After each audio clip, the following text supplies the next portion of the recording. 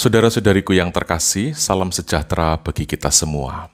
Pada kesempatan ini saya ingin sekali berbagi dengan Anda apa yang saya renungkan seputar sabda Yesus ketika Yesus mengatakan, "Di mana aku berada, di situ pelayanku ada." Apa sebenarnya maksud hal ini? Di mana Yesus berada? Ada umat yang bertanya juga, apa yang dimaksud dengan kata-kata ini, Pastor? Di mana aku berada, di situ pelayanku berada. Kapankah kita tahu dan bisa mendeteksi di mana Yesus berada?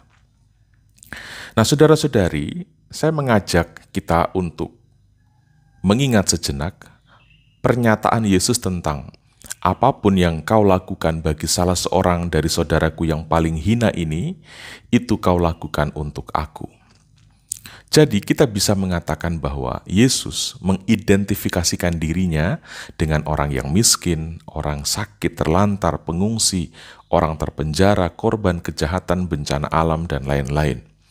Jadi, di mana ada orang yang terjebak dalam situasi yang demikian, di situ pula lah seharusnya orang-orang Kristen itu ada. Artinya perjuangan kekristenan adalah perjuangan untuk berpihak pada nasib hidup orang lain. Dari sini berarti kita berbicara tentang pengorbanan, kita berbicara tentang kerelaan untuk peduli, kita berbicara tentang berbagi, tentang berani rugi, bahkan kerelaan untuk terancam.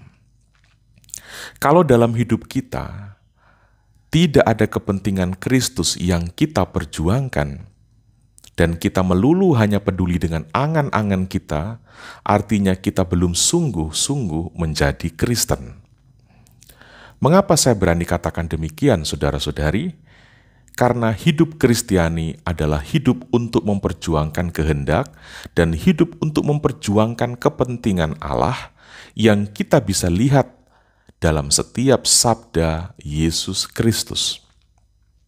Kehadiran Yesus Kristus, apa yang dia lakukan dan apa yang dia sabdakan, itu menggambarkan kehendak dan kepentingan Allah. Maka kalau ada orang Kristen yang hanya hidup untuk memperjuangkan kepentingan dirinya sendiri, ia bukanlah mengabdi Kristus. Sebaliknya, ia mengabdi pada diri sendiri, bahkan bisa jadi menjadikan Allah sebagai pesuruh untuk mensukseskan kepentingan pribadinya. Perlu dicatat bahwa hidup kerohanian kita bukanlah sebuah praktek untuk menjebak Allah menjadi pesuruh bagi kepentingan kita. Contohnya, kita berdoa setiap hari hanya untuk kepentingan diri sendiri. Kita bekerja giat, memperoleh sejumlah keuntungan, sejumlah uang, tetapi kita tidak peduli dengan masa depan gereja kita. Kita ikut misa setiap hari, tetapi di dalam benak kita hanya supaya kita aman, supaya kita tidak sakit, supaya anak-anak kita sukses, supaya kita dijauhkan oleh Allah dari malapetaka. Kita rajin berdoa, rajin ibadat, tetapi tidak peduli dengan nasib hidup orang lain. Kita tidak menjadi lebih ramah dengan orang-orang kecil dan orang-orang sederhana. Kita seringkali menginjak-injak, merendahkan, menghina. Singkatnya, arah keimanan kita banyak kali hanya untuk cari aman bagi diri sendiri. Seakan-akan aktivitas kerohanian adalah premi untuk asuransi kesehatan, asuransi keamanan, asuransi surga. Dan parahnya, ketika orang beranggapan bahwa kalau kaya, kalau sukses, banyak rezeki, karir naik, kesehatan selalu prima, itu adalah tanda-tanda dan bukti-bukti yang paling jelas bahwa iman orang tersebut itu hebat, itu kuat. Bahkan lebih bodoh dan lebih buruk lagi, orang kerap menghubungkan dan mengukur iman, mengukur agama dengan mengatakan, kalau penganutnya makin kaya, kalau penganutnya sehat-sehat, karirnya semakin naik, semakin populer, doanya selalu terkabul, mungkin termasuk mendoakan supaya musuh kena kutuk. Maka kalau penganut agama tertentu hidupnya seperti itu, maka itu menjadi bukti bahwa iman atau agama itulah yang benar. Nah, ini kebodohan. Saudara-saudari, kesuksesan hidup Kristiani itu bukan kekayaan, bukan rezeki nomplok, bukan kesehatan prima, bukan karir yang kian membaik, bukan banyak teman, bukan banyak penggemar, bukan kalau semakin populer. Bagi saya, itu semua adalah hoax dan penipuan setan tingkat tinggi kalau ada pewartaan yang menjejali umat dengan bayangan-bayangan kalau ikut Yesus akan sukses. Kalau ikut Yesus, apalagi kalau berdoa dengan cara ini, berdoa dengan teknik ini, itu maka penuh rejeki, rejeki akan mengalir, pintu-pintu uang, pintu-pintu rejeki akan terbuka, karir menanjak, rejeki akan tak pernah berhenti mengalir, tidak pernah akan sakit, dan lain-lain. Bagi saya, saudara-saudari, ini tipuan surga telinga. Itu hoax. Jangan dengarkan terlalu sering yang seperti itu. Sekedar untuk hiburan boleh, tetapi jangan dijadikan sebagai keyakinan. Itu hanya akan membuat orang mengimani dirinya sendiri dan bukan beriman untuk Yesus. Bagi saya, kesuksesan hidup Kristiani adalah ketika kita berani rugi untuk Kristus. Ketika kita berani sakit untuk Kristus. Ketika kita berani miskin untuk Kristus. Ketika kita berani sakit, berani untuk tidak baik-baik saja demi Kristus. Ketika kita berani berkorban untuk Kristus. Ketika kita berani kesepian untuk Kristus. Ketika kita berani terasing dan rela diasingkan demi Kristus. Ketika kita berani tersinggung dan rela untuk diinjak-injak dan direndahkan demi Kristus. Ketika kita berani dan rela sakit hati untuk Kristus. Keberanian untuk mengalami itulah kesuksesan iman kita. Dan inilah yang diwartakan di dalam Ekaristi. Misa atau Ekaristi sejatinya mewartakan hal-hal yang tadi saya sebut. Jadi saudara-saudari, sedikit catatan.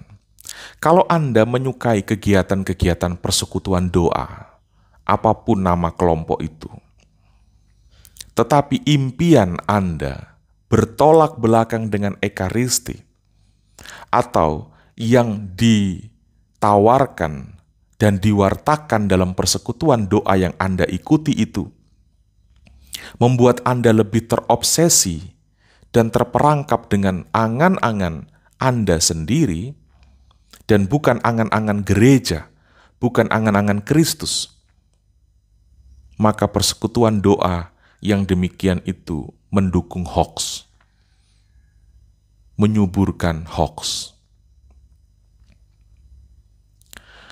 Dan sekarang saya harap kita memahami mengapa Ekaristi disebut sebagai sumber dan puncak hidup beriman. Karena di dalam Ekaristi diwartakan dengan sangat gamblang bahwa sukses adalah ketika kita memperjuangkan kepentingan dan kehendak Allah melebihi obsesi-obsesi manusiawi kita. Tetapi saudara-saudari, saya tidak bermaksud menggiring Anda pada opini bahwa Yesus melarang kita menikmati kehidupan ini, menikmati keindahan dunia ini. Saya tidak menggiring Anda pada opini tersebut. Kita ingat bahwa Yesus juga pernah menghadiri pesta perkawinan di Kana. Di Kana itu ada sukacita. Bahkan Yesus melakukan mujizat pertamanya di sana, mengubah air menjadi anggur. Untuk apa? Supaya pesta tidak pernah berhenti. Supaya sukacita tetap lanjut. Hidup adalah sebuah perjalanan sukacita juga.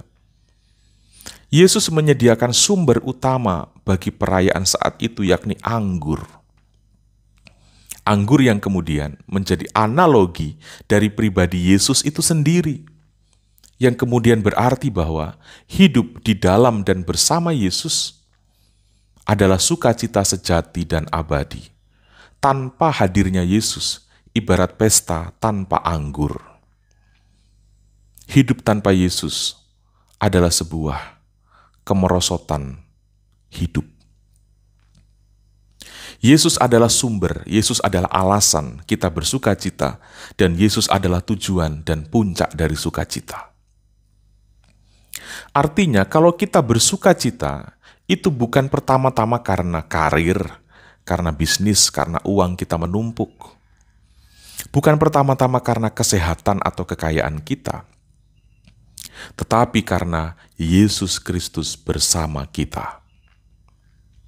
Yesus adalah anggur sejati untuk sukacita.